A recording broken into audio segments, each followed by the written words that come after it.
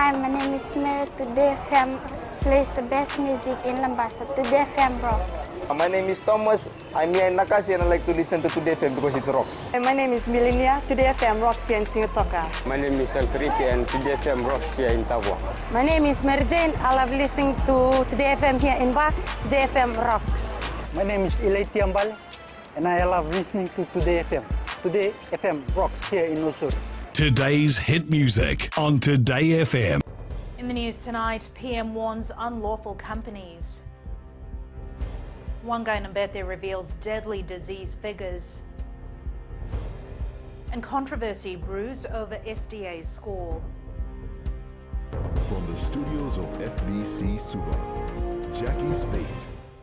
Companies that blatantly disregard Fiji's environmental laws will be permanently banned, warns Prime Minister Vorenge Bainimarama. While making this announcement, the Prime Minister also stated that Chinese investor Freesol Real Estate Development and other developers looking to cause environmental harm are not welcome to operate in Fiji. Bainimarama's comments come after 3 New Zealand journalists were last night detained by police. These were newsroom co-editor Mark Jennings, investigation editor Melanie Reid and cameraman Hayden Orr. Ritika Pratap has more.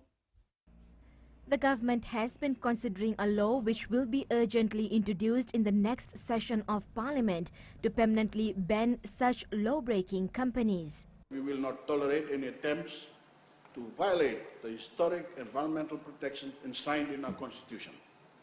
Protections that we will build upon with meaningful legislation. We will continue to lead from the front on this issue at home and abroad. We will continue to walk the talk for the sake of our environment, for the sake of our way of life, and for the sake of all those who come after us. Meanwhile, the Prime Minister has ordered an investigation into actions of police officers who were involved in the detainment of 3 New Zealand journalists. These journalists, who are in the country to report on the recent charges brought by the Fijian government on Freesol Real Estate Development, were detained by police for questioning last night. The company is carrying out a multi-million-dollar investment on Malolo Island in the Mamanuthas. The Prime Minister made it clear that the media has been an ally in accountability, helping to expose the Freesol's illegal environmental destruction. I have spoken with the Commissioner of Police, who has assured me the detention of these journalists was an isolated incident undertaken by a small group of rogue officers. A full investigation into why these officers would use such heavy-handed tactics will be undertaken, and any violations of protocol or undue influence will be met with appropriate action. But as far as the release of the journalists is concerned, and the Prime Minister making that statement this morning, we as a Parliament have accepted that statement, and we just move forward to then wait for the disciplinary procedures. We welcome the statements. We were very concerned when we heard about it this morning, and we were very pleased that the government has taken steps in a very clear way. It needs to be investigated thoroughly. And the police officers, whatever they did, would not be independent of any command about that. So whoever should be taking responsibility, their head should roll. New Zealand Foreign Affairs Minister Winston Peters, while welcoming the deeds of Bainimarama, says it is very difficult to ascertain what exactly happened. He says it's tough to say that 3 were detained because they were taken to a local restaurant and allowed to return. Ritika Pratap, FBC News. Ritika Pratap joins us live now. Ritika, Freesol Real Estate Development has been under scrutiny by the Fijian government for some time now. The company has been under spotlight for breaches of the Environment Act, and despite a stop order notice, the multi-million-dollar resort developer is adamant that the development is worthwhile. Now the company has been charged with 1 count each of undertaking unauthorized development and failure to comply with the prohibition notice under the Act. Now, Jackie, the Prime Minister has also assured Fijians that they will not tolerate any attempts to violate the historic environmental protections enshrined in our Constitution. protections that we will build upon with meaningful legislations. FBC News understands developer Dixon Ping is out of the country, and attempts to take comments from the company's lawyer were unsuccessful. Jackie. Meanwhile, newsroom co-editor Mark Jennings has clarified that they were not locked in a cell. Jennings says they were interviewed by the CID at the Totongo police station in Suva and spent the night in a room off their main office. He says the detainment came as a surprise as they didn't feel that they had trespassed. We've been reporting on Free Soul's big development on Malolo Island, and we'd just come back to Suva to see the landowner's lawyer, and we passed the Free Soul office on the way, so we went inside to see if we could ask Dixon Ping about the development, and we were told to leave, which we did. Then about an hour later the police turned up at the lawyer's office and took us to the police station. Jennings says the meeting with the Prime Minister went well. The Minister said that this was not a good action by the police. He thanked us for not making a big deal out of it, apologised on behalf of the Fijian people, which we accepted. 930 Fijians were diagnosed with HIV and AIDS from 1989 to 2018. Health Minister Dr. Ifiremi Wangai-Nabete says they recorded 72 new AIDS cases last year alone. To date, 117 people have died from AIDS, while 468 people are living with HIV and are currently receiving treatment. 359 of these 468, or 77%, are those on treatment, and 468 are adults on treatment. The total number of infants on follow-up and on treatment for HIV is 13. The number of children is 7. And in the last 5 years, an average of 7 pregnant women per annum is being diagnosed with HIV in pregnancy. Dr. Ifiremi Wangai-Nabete says most women who have been diagnosed with HIV are between 20 to 25 years of age and men between 25 to 35 years.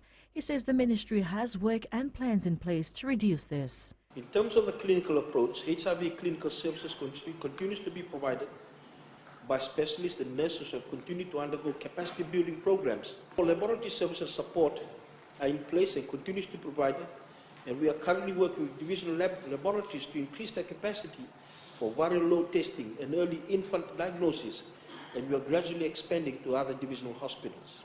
Meanwhile, there are 7 free HIV screenings available in every medical subdivision. The ministry has also allocated more than $350,000 annually for the prevention of HIV and AIDS. Anna Ravulo, FBC News. The Seventh-day Adventist Church will be closing down Vatuvonu Adventist College in Dakandrove Vanuelevu. Senior officials from the church met with the staff and management of the school early this afternoon to relay the news to them. Eleanor Tarangai View has more.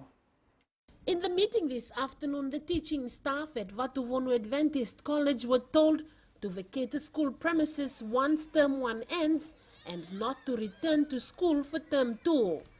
FBC News understands staff were also informed that students who are members of the Adventist Church will be relocated to Nabesau Adventist College in Telewu. Non-Adventist students will have to find their own school. SDA Fiji Mission President Pastor Luke Narambe confirmed to FBC News this afternoon the school will be closed down, but did not give any reason why. He referred our questions to the Church General Secretary, Pastor Joe Talemaitonga, who is yet to send a response. Minister for Education Rosie Akbar told FBC News this afternoon she is aware of the situation. I'm aware of the situation at Vatuvonu, and tomorrow 12:30 I have a meeting scheduled with the General Secretary. So hopefully things turn out positively, because at the end of the day it's the children's education at stake, and if we can come to an agreement and see that our children's studies are not affected by any decision that the church makes. Questions have also been sent to the Permanent Secretary for Education. Vatuvonu Adventist College was reopened by government in 2011 after it closed down in 1984.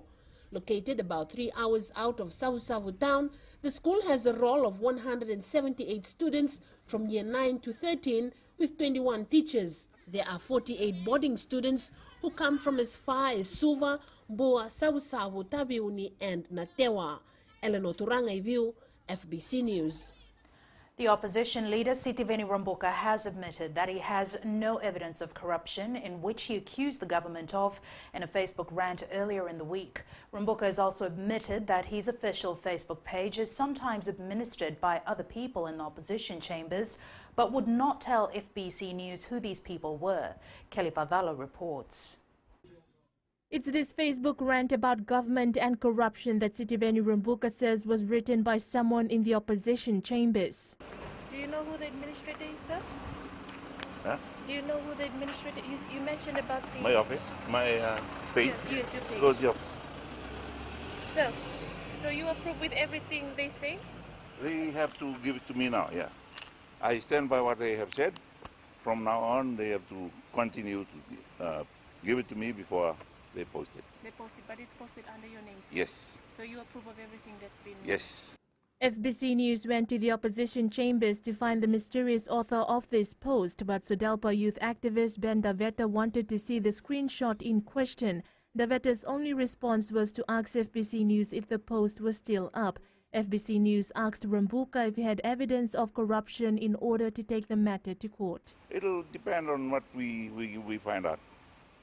We need to look at more of the things that are happening. There are some unanswered questions that remain. So we will have to dig deeper into those and then take it further. I entirely agree with what the party leader said. I stand with my leader's statement. We must not be reluctant or afraid to comment on those things. The post sweeping accusations of corruptive practices, nepotism, favoritism and cronyism against the Prime Minister involving his family members also included similar claims against the Attorney General and the FBC. Also, you mentioned about FBC. Is that related to the corruption activity? That's nepotism. Continually showing losses and still paying bonus pay, and that's not on.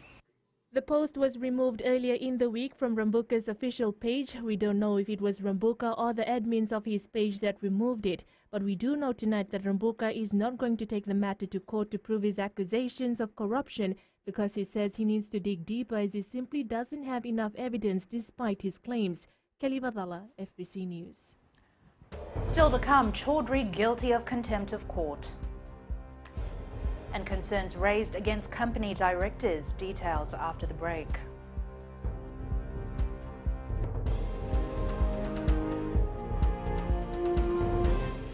Nambula FM, nambandua ya nasere. Oya uvasit sai sai lambasa, ya ndo talita ina warro nambula FM nambandua ya nasere. Guya do tumeli ako na tao no hinga toka. Talita kina na warro nambula FM, nambandua ya nasere. Wana tumela nambula FM, nambandua ya nasere nawaluan. Na vengo fani na tao.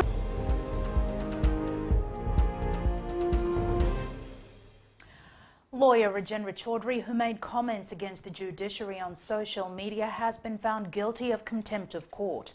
Between September 3rd and 18th last year, Chaudhry had posted a range of scandalous, defamatory and derogatory comments against the judiciary and its members on his Facebook page. Chaudhry has been ordered to pay $10,000 as cost to the Attorney General's office, who are the applicants in this matter. The matter has been adjourned to the 25th of April for sentence hearing. It's been revealed that some subsidiary companies are breaching the law by foregoing their profit for the sake of their parent body. This has been highlighted by Attorney General Ayaz Said Qayyum, who says this is a growing problem in the country. Pranita Prakash tells us more. Some companies are giving up their time to earn more profit by doing other business their parent company wants. One company at the expense of perhaps not making better profits for themselves or getting a better position in the market, they were doing that so they could help the other company of theirs. Now, that is unacceptable. In fact, that's a breach of the law. So they were foregoing their own company gaining more profits because the larger sister company wanted them to do something else.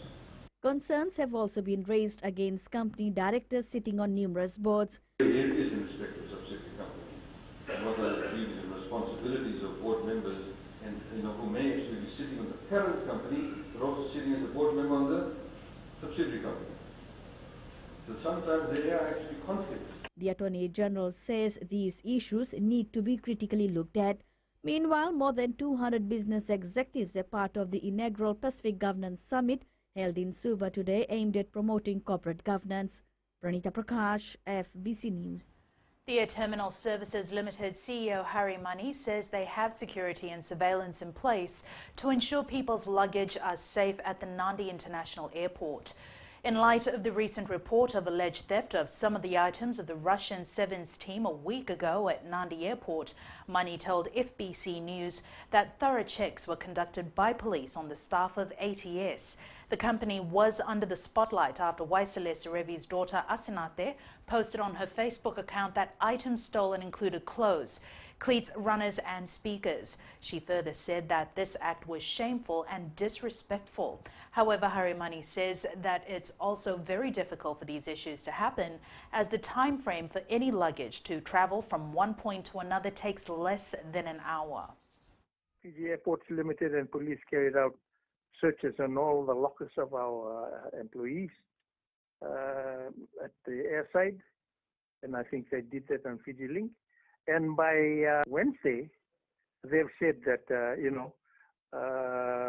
they've done their search at Nandi. Nothing was found in the lockers and so forth. Police have completed their investigations, and nothing was found, and also no search. The University of the South Pacific has been commended for its continued progression from internationally accredited courses to record enrollments and continued development in research, among other initiatives. This was highlighted in the review of their 2016 annual report by the Social Affairs Committee, the contents of which were debated in Parliament late yesterday afternoon. Maggie Boyle tells us more.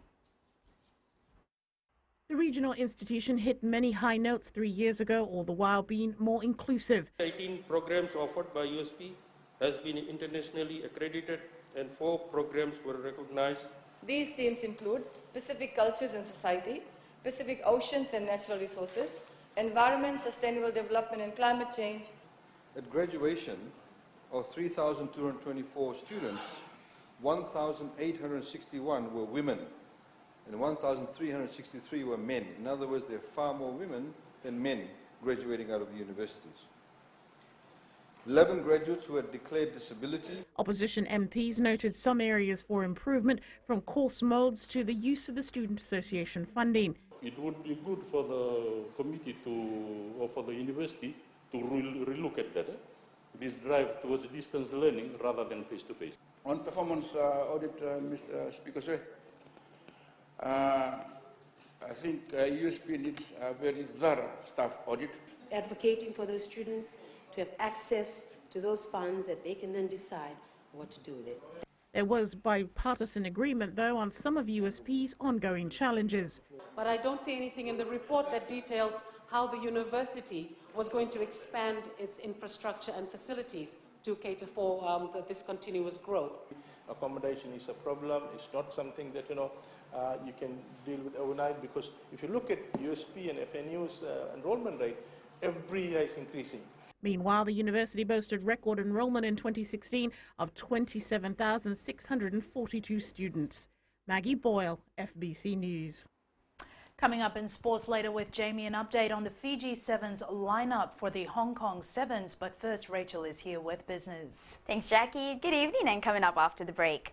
Landowners urged to tap into FDB assistance.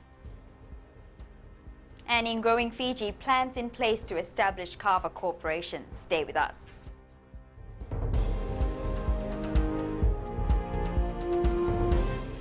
Lola, I am Eleanor. For the best classic hits, I only listen to Gold FM here in Singapore. Gold FM, only the classic hits. My name is Jenny Rawa. I love listening to Gold FM here in Nosuri. Gold FM, only the classic hits. My name is Dino. I'm from Outrigger, Coral Coast, Singapore. I love listening to Gold FM. Only the classic hits. My name is Salote. I love listening to Gold FM here in Surrey. Gold FM, only the classic hits. Bula, my name is Marida. Gold FM plays the best classics here in Aochiga, Singatoka. Gold FM, only the classic hits.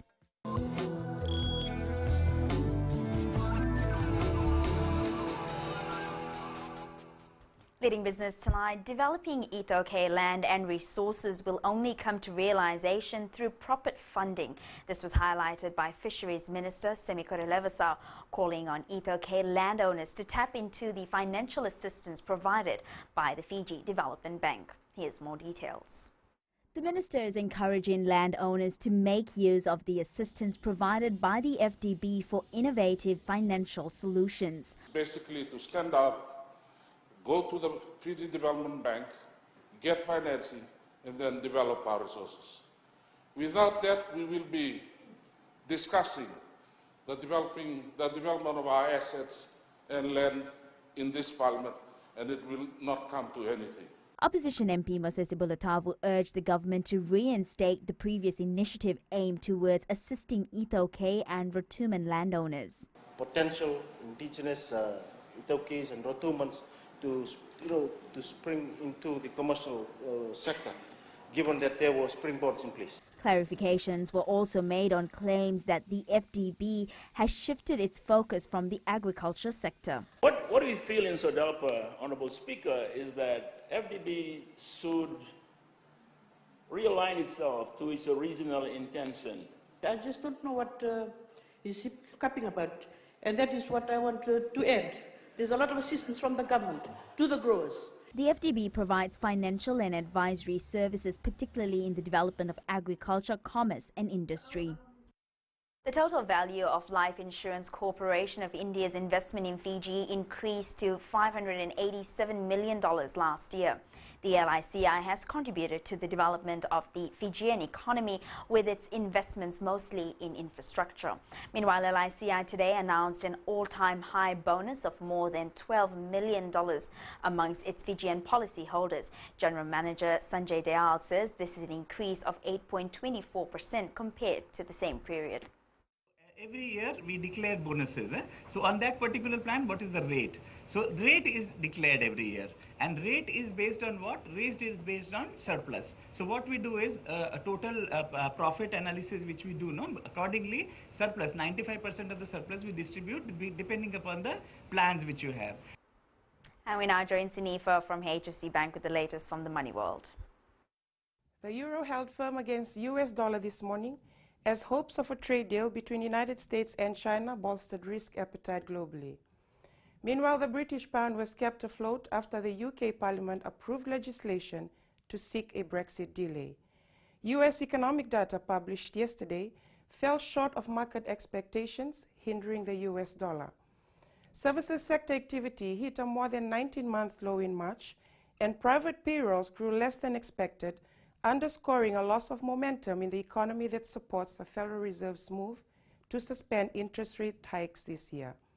The reports yesterday came on the heels of some modestly upbeat data earlier in the week, including retail and motor vehicle sales and manufacturing. Investors are worried about a sharp slowdown in economic growth in the first quarter. Trade talks between the United States and China made good headway last week in Beijing, and the two sides aim to bridge differences during talks that could extend beyond 3 days this week. That's all from HFC Bank for now. Vinaka. Thanks, Anifa. On to the exchange rates as was set this morning. The Fiji dollar did not do so well today. It dropped against our major trading partners, Australia and New Zealand, but showed gains against the other currencies we cover. As for the commodities market, it was a mixed day with crude oil prices taking a dive at $62 per barrel. Gold was down as well to close at $1,291 per ounce, with silver gaining at $15.15 per ounce.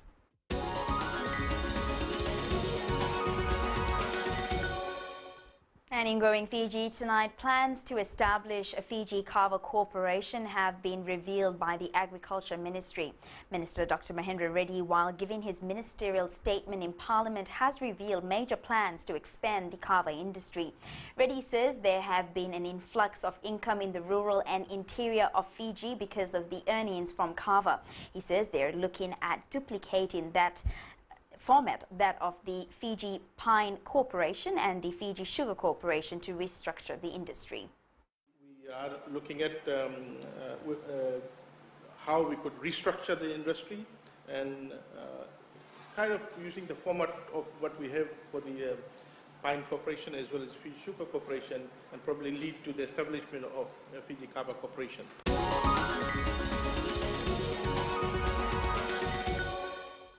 Now that's a wrap from the business desk for tonight. Jamie's up next with sports. Thanks and good evening in sports tonight. Tui Mamba to make Hong Kong debut with target on his back. And Marist stake its claim on 2019 Coke title. This and more after the break.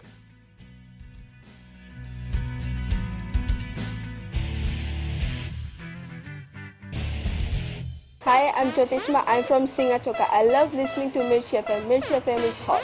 Mirchi FM is #1. I'm Charlene Robert. Mirchi FM rocks in Lambasa. I'm Soname Nasori Jackson. Mirchi FM is hot. My name is Raymond Dutt. I'm in Baba Singh Alliance. Mirchi FM is hot in Lambasa. I'm Kritika from Jax Nasori. I love listening to Mirchi FM here in Nasori. Mirchi FM is hot. Mirchi FM, it's hot.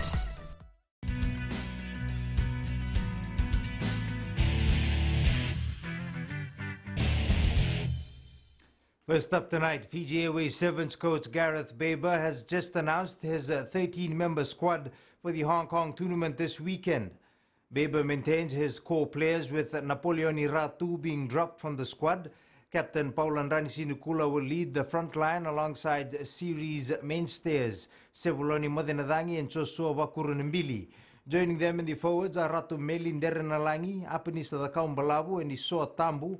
Alosio Nanduva and Jerry Tuwai will return to Happy Valley, flanked by Hong Kong debutants Filimoni Motitu, Amniasi Tui Mamba and Terio Tamani, while returning international Levi Ikinikonda regains a white jersey for the first time since 2012. Asaili Tuivoka will be the 13th player. Coach Gareth Baber believes it is important that he continues to challenge his players in all tournaments, as this brings out the best in their abilities. He adds that Hong Kong will provide another great opportunity to do this, with a number of his players to compete there for the first time. Koroi Tandulala reports. Winger Aminiasi Tui Mamba will make his Hong Kong debut this weekend under close scrutiny from other teams because of the speed and agility he's displayed in the series so far. This is his first ever Hong Kong, so this is another challenge for him. Great. That's exactly what we want to be. We want to keep challenging the players, because when you're challenged is when you do your most learning. What we need to do as coaches, players and supporters as well is support him in that opportunity and try and elevate him to be able to play above and beyond what he thinks he's capable of. Along with hyping Tui Mamba, Coach Gareth Baber is working on creating a team culture that pushes it to perform at its best regardless of where it is playing. I suppose the big thing this year is we've got a couple of new players in, some younger players in, and the change this year is really probably introducing them, as I said, to what Hong Kong is about. New Zealand Sevens is oozing with confidence heading into the Hong Kong tournament following the return of a number of its senior players. Captain Scott Curry also believes the depth of its current extended squad is New Zealand's best in recent time. The Coke Games torch visited Marist Brothers High School today, the Flagstaff boys welcoming it with a guard of honor and a promise that it will do its best to win back the boys' title from RKS at this year's Fiji Finals. Meli Tavanga with this report. The arrival of the torch at Marist Brothers High School has awakened the Coke Games title dream for the athletes.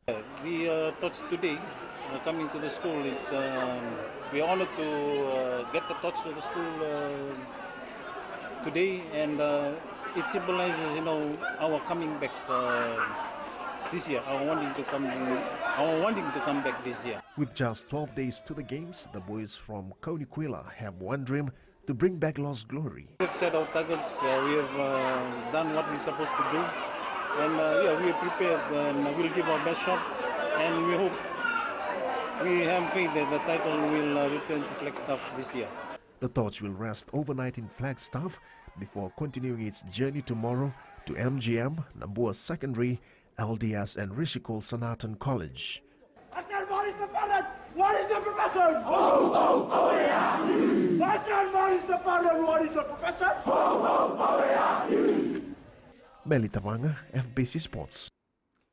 Prime Minister Vorenge Bainimarama rewarded the Fiji Special Olympic team for their outstanding performance at the Abu Dhabi Games last month. Bainimarama hosted the team to lunch and rewarded medal recipients with cash at Suba's Albert Park this afternoon. 7 gold medalists received $1,000 each, the 6 silver medalists $600 each, and the 4 bronze medalists each received $300. Bainimarama says these Olympians are a clear example that nothing is impossible with courage and determination. To say that this has been a very special session of Parliament for me personally, as this is the second time this week I've had the privilege to spend time with all of you, our talented athletes of our very special Olympics team. So again, on behalf of all your fellow Fijians, I want to thank each of you for the effort and dedication you put forward while competing for your country. The Crusaders say they're looking forward to playing in front of their fans for the first time since the Christchurch terrorist attack.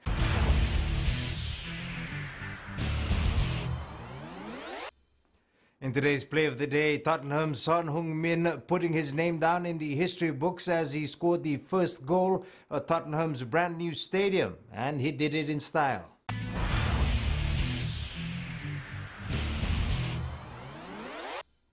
That's it from Sports Tonight. Join Angie later on with weather and in new media. Check out the Nokia 9 and its 5 rear cameras. Find out more after the break.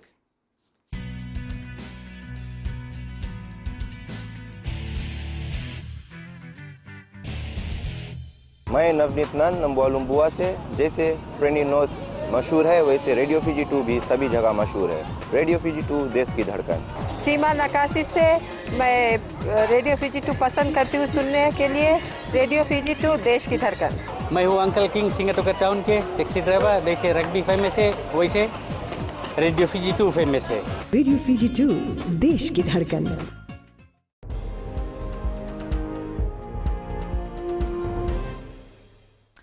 Tonight's new media features Nokia 9 PureView, which is going crazy with 5 rear cameras.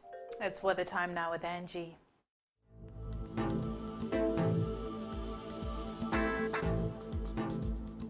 Hello there and welcome to the Weather World. It's been a marvelous day with so much sunshine around in some parts of the nation. Well, some areas were not so muggy and it mostly stayed cool. Hope you loved what the weather had to offer today. Now taking a look in the west, quite mild, the sun was blistering hot. Hope you had your hats on while walking on the farm. Eastwards from Peghaba to Suva, quite hot with very light sunny spells and on and off showers. And up north, quite uncomfortable as the sun was really warm. At sea, easterly winds 10 to 15 knots, moderate to rough seas. For the tides, low tide at 11:24 p.m. with high tide at 5:54 a.m. Sunrise at 6:13. For tomorrow, another semi-sunny day can be expected. However, heavy showers are lined up for the eastern areas of Fiji. Tomorrow's temps, most centers will be cool at 30 degrees. And looking further on to Saturday, light showers are taking charge from here. And that's all from the FBC Weather World. Jackie. Thanks so much for that, Angie. In Fiji on Pulse tonight, we asked, does Fiji stand a chance to make it 5 in a row at the Hong Kong Sevens? Yes, they can win only if they keep their discipline. Yes, I think Fiji can win 5 in a row because it's our ground. Hong Kong is our ground. We always win there. I think Fiji can win this Hong Kong Sevens because they have to maintain their discipline level and also they have to maintain their strength. And I think Fiji can win the Hong Kong Sevens because it's their favorite hunting ground. Yes, because they have the best winning record. Yeah, they can win in Hong Kong only if they keep their composure.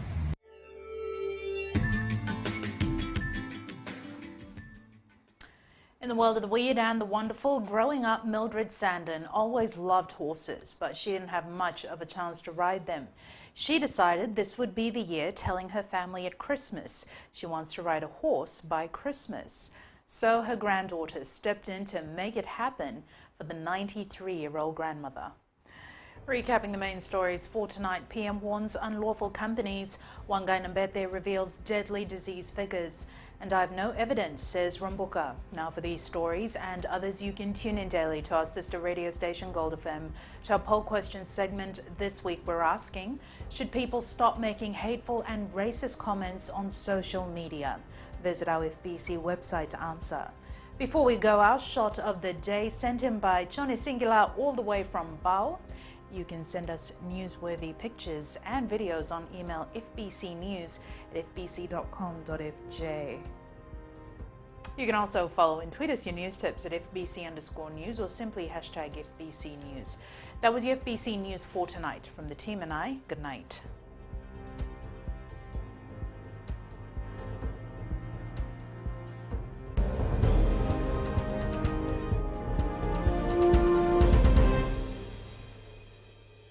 Bula, nevang go malakai leloma, ngongai nakas untuk makarong ng Bula FM, nambang 2 ay nasere. Hoya ubasit sai lambasa, ya untuk talita ina warong ng Bula FM, nambang 2 ay nasere. Gue ada tumeli, aku nak tahu no hinga toka, talita kina na warong ng Bula FM, nambang 2 ay nasere. Warong tuma ng Bula FM, nambang 2 ay nasere nawaluan. Nevang go fani na tahu no go singa toka, kita untuk talita kana Bula FM, nambang 2 ay nasere. Bula FM, nambang 2 ay nasere.